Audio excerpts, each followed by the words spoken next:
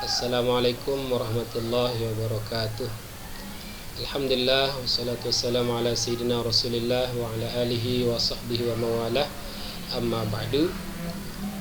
Alhamdulillah anak-anakku sekalian, pada pagi hari ini kita akan sama-sama mempelajari tentang binatang halal.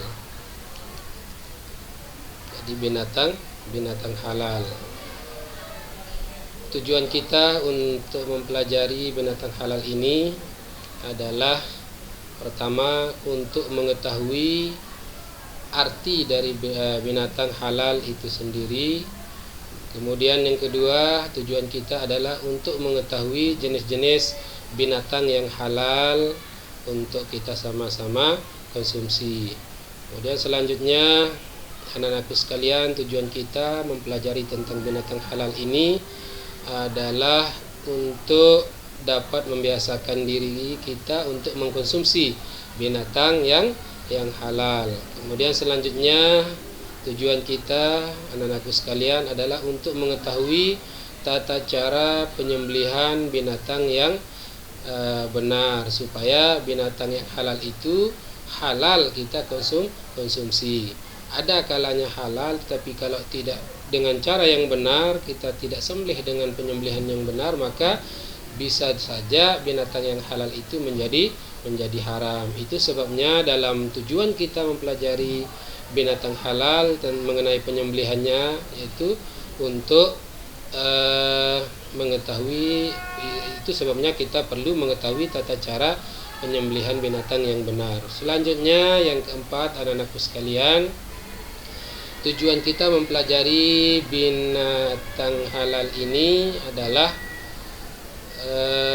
untuk mengetahui, untuk bisa menjelaskan tentang hikmah-hikmah daripada mengkonsumsi binatang yang halal.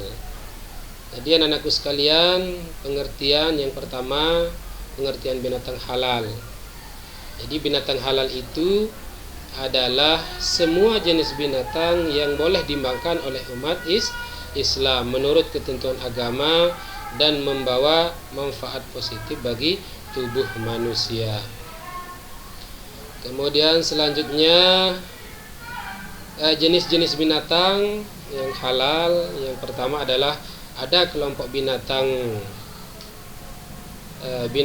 halal atau binatang ternak yang halal yang hidup di darat.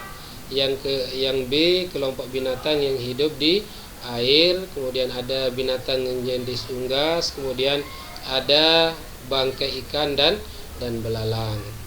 Itulah jenis-jenis binatang halal yang boleh kita konsumsi sebagai umat Islam.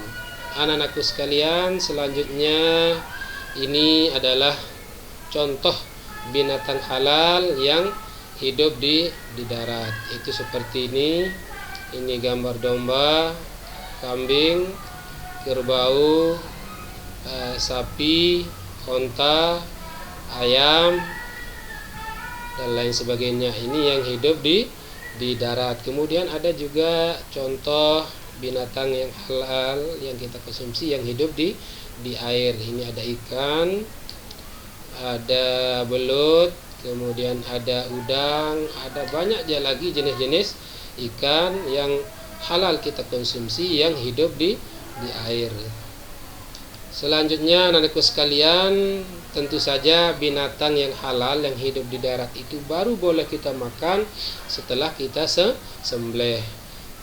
Harus sudah disembelih dulu baru boleh dimakan. Jadi syarat-syarat dan rukun-rukun penyembelihan tentu harus kita pelajari, supaya bagaimana cara kita menyembelih dengan sembelihan yang benar. Adapun rukun penyembelihannya itu, ada orang yang menyembelih tentu kalau ada binatang yang disembelih tentu ada orang yang menyembelih. Kemudian yang kedua, ada binatang yang disembelih. Jangan hanya orang yang menyembelih saja yang ada, tetapi tidak ada yang disembelih. Kemudian yang ketiga, ada alat untuk menyembelih. Dan yang terakhir tentu yang sangat penting adalah menyebut asma Allah sebelum menyembelih.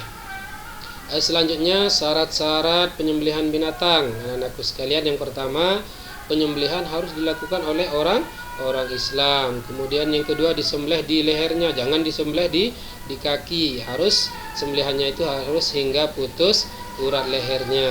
Kemudian yang ketiga, hewan yang disembelih masih hidup dan halal dimakan. Kemudian yang keempat, alat untuk menyembelih harus tajam.